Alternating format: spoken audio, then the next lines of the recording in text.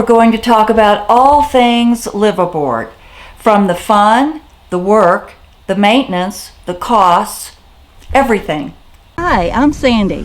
And I'm Paul, and we're aboard Sea Oasis. We're now living part-time in Washington, in the San Juan Islands. We always enjoyed outdoor activities and exploring, so now we're spending time exploring this area as well as Canada and eventually Alaska. And we want to share our experience and adventures with you and people like you who enjoy the same kinds of things. So welcome aboard. Living on a boat is very much like living in a tiny house. And if you're careful about buying the boat, you'll have plenty of space that's just right.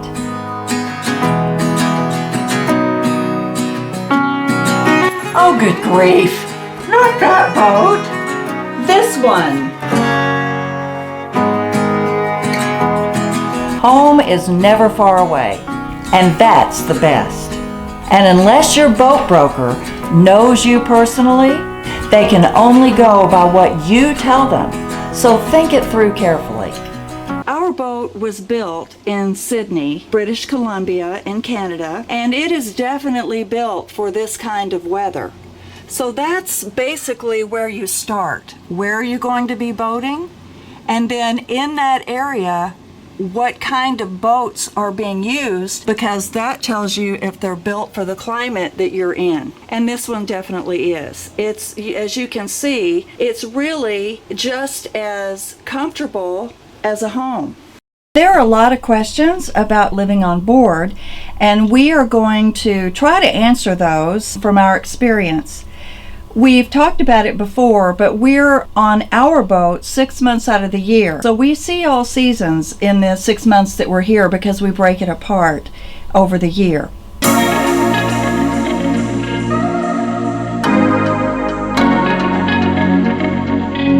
Our first question is, how do you find a boat? How do you even begin if you want to get into this lifestyle? And the answer to that question is you find a really good broker. In our case, it was Banana Belt Boats in Anacortes, Washington. Amy and Matthew are fabulous. They own the dealership for the boats, and they sell used, which is what we wanted because brand new is so much more expensive, and you can get so much more of what you want in the used market. And if the boat's been taken care of, there's nothing to worry about. Paul and I did think it through thoroughly, we thought. And then we realized in our first boat, we made a mistake. It was just too small. And in the beginning, we didn't even know if I would like boating. So we thought we had thought it through. After we bought the boat, we decided that we wanted to continue this lifestyle into retirement, which meant we'd be on it a lot more. We were going to be inviting guests. We're trying to help you not make that mistake because it's a costly mistake and one that you want to avoid. So you've got to think about a boat like you would think about buying a home, because that's really what it is, along with a lot of other things. How much refrigeration do you need? If you're like me and cook with a lot of fresh produce, you'll need more. We thought of that and got a Yeti cooler, and it sits under the seat in the flybridge, and it's perfect. Another good tip is think about the beds. How easy are they to make? Can you get all around 3 sides of it? That's important if you like a nice, neat living space. Do you need a washer and dryer? The Sea Oasis is perfect for us, but we did make one compromise here. It didn't have a washer and dryer, and since we are planning on living on it full time at some point, for a while anyway, we decided to get a small washer, and then we use our flybridge to dry our clothes on hangers. Works great. We're not sorry we did it. It was a good compromise. I have been doing laundry, and I'll show you how that works. We open the engine hatch, and there's my little laundry machine. I'm gonna link that in the bottom of my video so that if you buy one of these, I'd sure appreciate it if you would buy it from my link. This has been a wonderful addition to our boat because now I don't have to worry about it. I can just do the clothes whenever I feel like it, just as though I were in a brick and mortar home. I took this video early one morning. It's winter in Friday Harbor, and the wind was blowing and the current was strong. In our marina, the current goes in a swirl all the time. As a result, docking against the current is very difficult. But this is a nice segue into another good tip.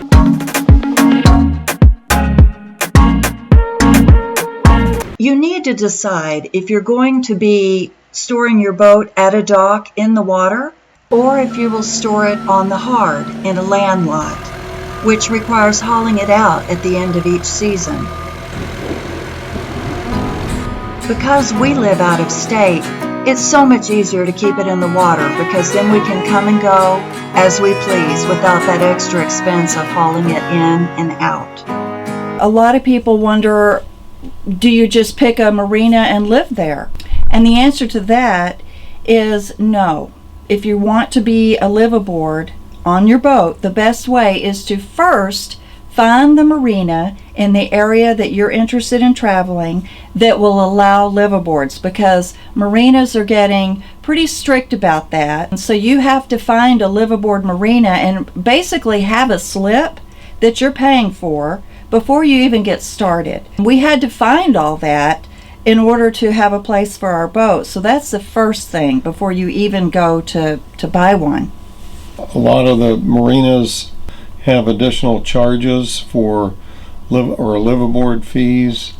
Some of the marinas only allow part-time liveaboard. In other words, they limit the number of months that you can be there full-time.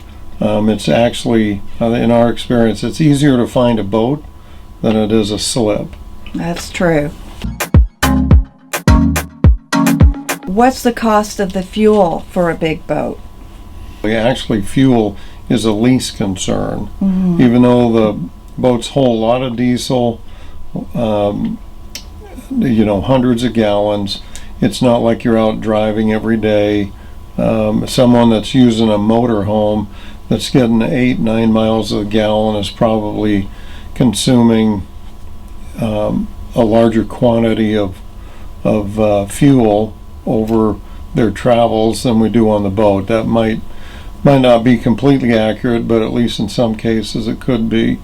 Because fuel, even though it's expensive, other expenses can outweigh it. Actually purchasing the boat, having the fees for the slip is expensive, or can be. Insurance, and then without a doubt maintenance. Boats are going to require maintenance, just no way around it. A lot of it is preventive maintenance, but they're the right boat, good boats are actually, I think, have components that are at least as good, if not better, than some high-end motorhomes. But there again, it just depends on the quality of the boat that you actually buy. Although I'd love to tell you boat life is all about the adventures we go on, there's more to it. And that is the work that comes along with it. Like this. After we go out on the boat, it gets sea spray and salt all over it. And Paul usually goes around and rinses it off, and that's about it. But this time he's taking the extra step of actually sudsing it all down and washing it like a car and getting it really all off. And that takes a long time with a boat. They're big and they've got lots of flat levels.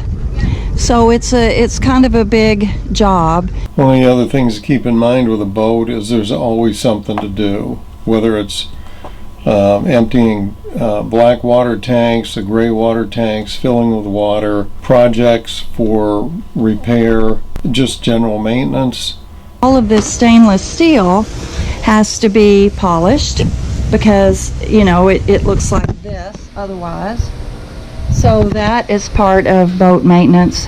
Making sure lines are tight. There's just things to do, and it takes time. Yeah.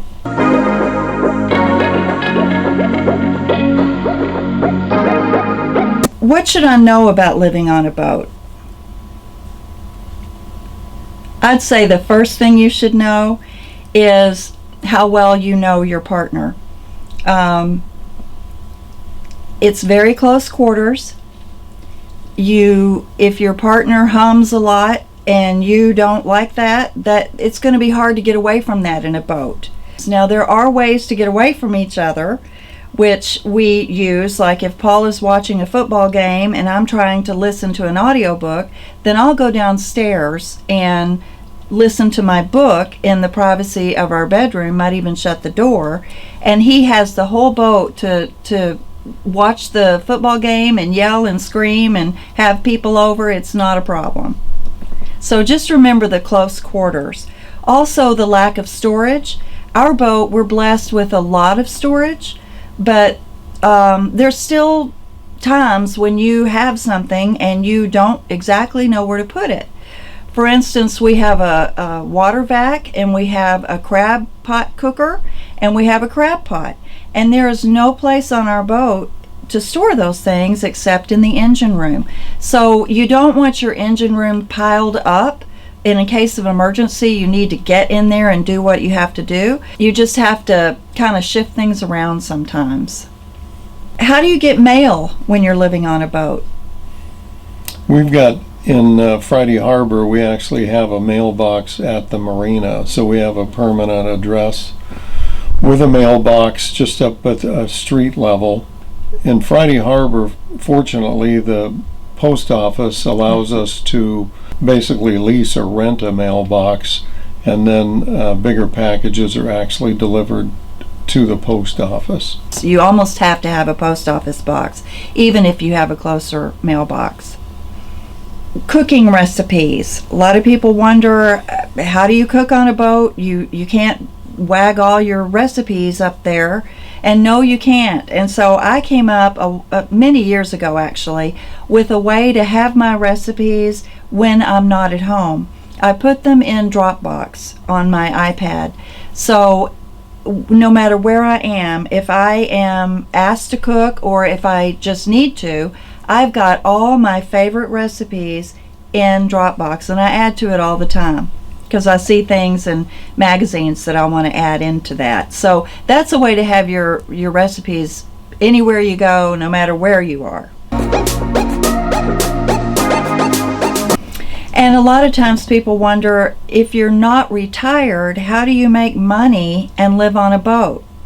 And there's several ways to do that. A lot of people work online that live on a boat.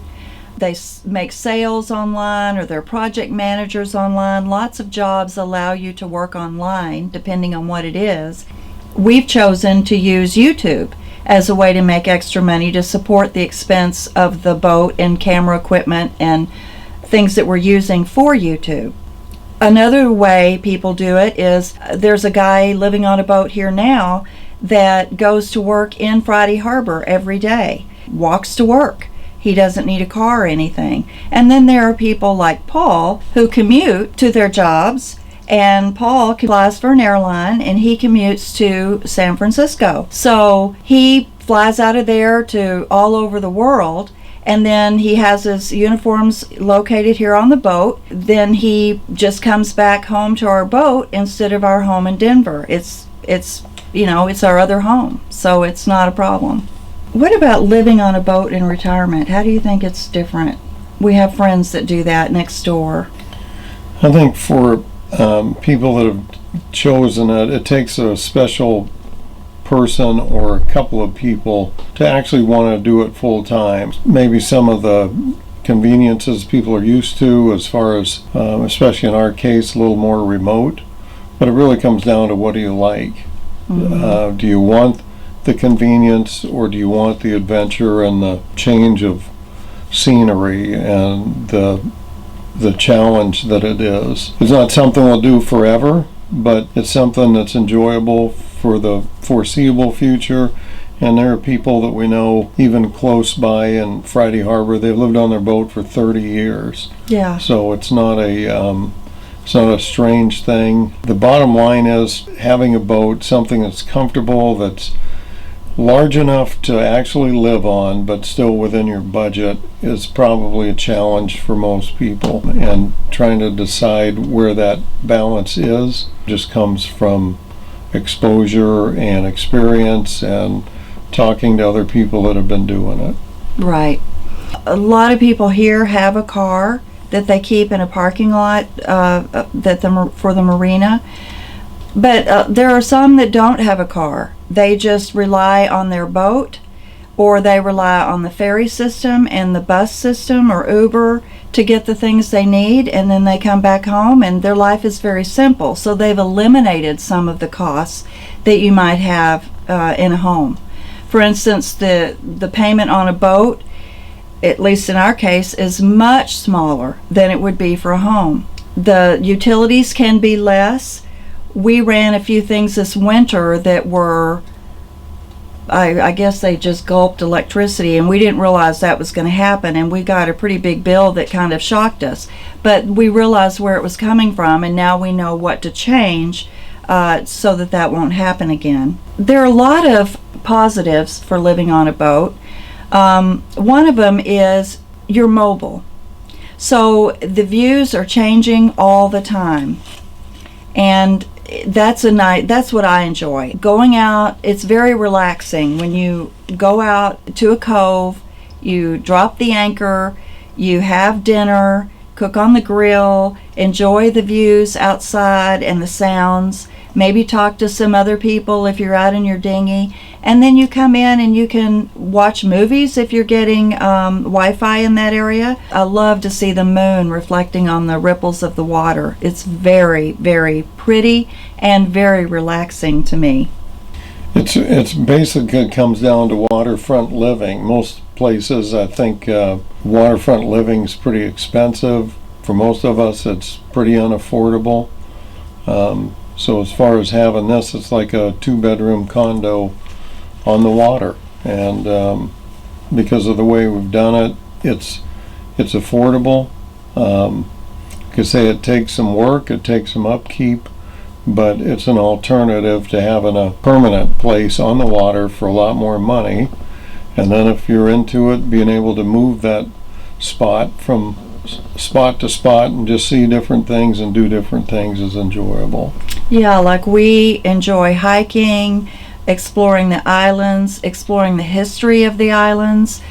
We try to deliver as much of that as we can gather to you on our channel. Listening to the birds and watching our dog, watching her reaction to certain things, like when she sees a seal or she sees something that interests her. She's almost like a little kid in that respect. So if you like to explore and you like to have adventure and you want to be comfortable and have your house right there, a boat's a really good option because you are in the comfort of your home while you're looking out at all the things you want to see and explore. We also meet a lot of neat people. Yeah, we've met quite a few people that, at least as far as boating, they kind of get it and they enjoy it. And there's no shortage of things to talk about. There's always advantages to be gained by conversing with other people who have had maybe more experience with it, kind of been there, done that. One of the main advantages of getting to know a lot of people in the boating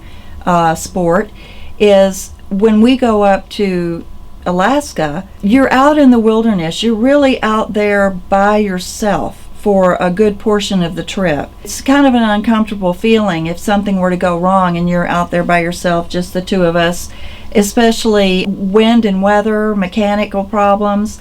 So we will buddy up with a friend or a couple of friends that we've made along the way to make that trip with us. And then it's safer. There's safety in numbers, there's safety in each person watching for their friends out there. So it's a good practice to get to know people and make friends. And then the final thing that I would mention is being on a boat together brings togetherness. Sometimes too much, but the majority of the time it's very pleasant. We watch movies together. Paul gets involved a little more in cooking with me on the boat because we have more time. and grocery shopping for the food we're going to eat. There's a lot of downtime that you don't necessarily get at home. If you're surrounded by water, you can't go mow the lawn, for instance, or paint the house. So it's a good thing. It's a good hobby to have.